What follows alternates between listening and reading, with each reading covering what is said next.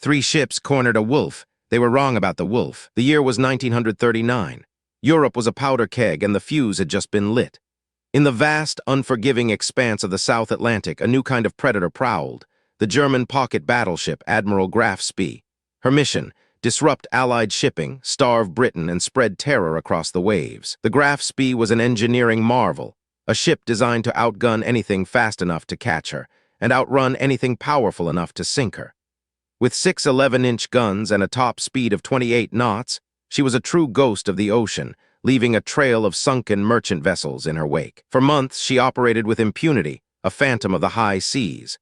British intelligence, desperate to stop her, had deployed no fewer than 8 hunting groups comprising dozens of warships across the Atlantic. But the Graf Spee, commanded by the cunning Captain Hans Langsdorff, always seemed one step ahead. Her hunting spree, however, was about to come to a dramatic end. On December 13, 1939, near the mouth of the River Plate off the coast of Uruguay, fate intervened. 3 British cruisers, HMS Exeter, HMS Ajax, and HMNZS Achilles, finally cornered their elusive prey. What followed was one of the most celebrated naval engagements of the early war, the Battle of the River Plate.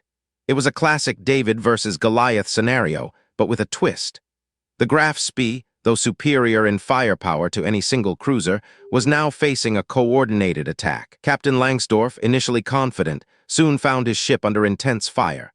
The Exeter, bravely closing the distance, took severe damage, her forward turrets knocked out and fires raging.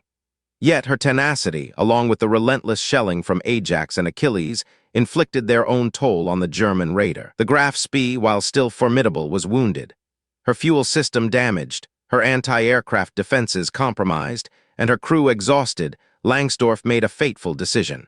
He broke off the engagement and sought refuge in the neutral port of Montevideo, Uruguay. Under international law, a belligerent warship could only remain in a neutral port for 24 hours to effect repairs, unless granted an extension. Langsdorff pleaded for more time, citing the extensive damage. The British, however, knew a psychological game was afoot. The British intelligence service began a brilliant deception operation. They leaked false information, suggesting a massive British fleet, including the formidable battleship HMS Renown and the aircraft carrier HMS Ark Royal, was converging on the River Plate. In reality, these ships were hundreds, if not thousands, of miles away. Langsdorff, isolated and unable to verify the intelligence, was under immense pressure. He was faced with an impossible choice: sail out into what he believed was an overwhelming British force, almost certainly leading to the loss of his ship and crew, or scuttle his vessel. The clock was ticking. Thousands of anxious eyes, both civilian and military, watched from the Montevideo shore. The world held its breath. What would the pride of the Kriegsmarine do? On December 17, 1939, just as the 72-hour extension granted by Uruguay was about to expire, the Graf Spee weighed anchor.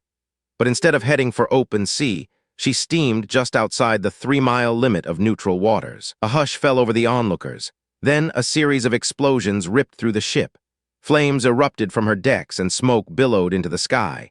Langsdorff had chosen the latter path. He ordered the scuttling of the Graf Spee. It was a dramatic, defiant end. Rather than risk the lives of his 100-man crew in a hopeless battle, or allow his ship to fall into enemy hands, Langsdorff chose self-destruction. The Graf Spee, once a symbol of German naval power, slowly settled into the muddy waters of the River Plate. Her scuttling was a significant psychological victory for the Allies. It demonstrated that even the most formidable Nazi raiders were not invincible. The news reverberated across the globe, a morale boost in the grim early days of the war. For Captain Langsdorff, however, the decision weighed heavily. He had saved his crew but lost his ship. 3 days later, on December 20th, still wearing his full dress uniform, he took his own life in a Buenos Aires hotel, draped in the battle flag of the Graf Spee. His final act was seen by some as an act of honor, a final dedication to his ship and crew, ensuring their safety even at the cost of his own life. Others viewed it as the tragic consequence of immense pressure and the weight of command. The wreck of the Graf Spee lay partially submerged for decades, a haunting testament to that pivotal moment in naval history. Its mast remained visible above the waterline, a stark beacon to passing ships. Over the years, salvage operations recovered parts of the ship. In 2004, the ship's 2-meter, 400-kilogram eagle and swastika crest was famously retrieved from the muddy seabed, sparking international debate over its display and ownership. Today, the main hull of the Graf Spee remains largely intact, a somber underwater grave for a warship that played a dramatic, albeit brief, role in the early chapters of World War II. It's a reminder of the strategic cat-and-mouse games played on the high seas. The story of the Graf Spee is more than just a naval battle. It's a tale of deception, bravery, and the immense human cost of war. It illustrates how crucial intelligence and a clever bluff can turn the tide, even against superior firepower. This dramatic scuttling, witnessed by thousands, etched itself into the annals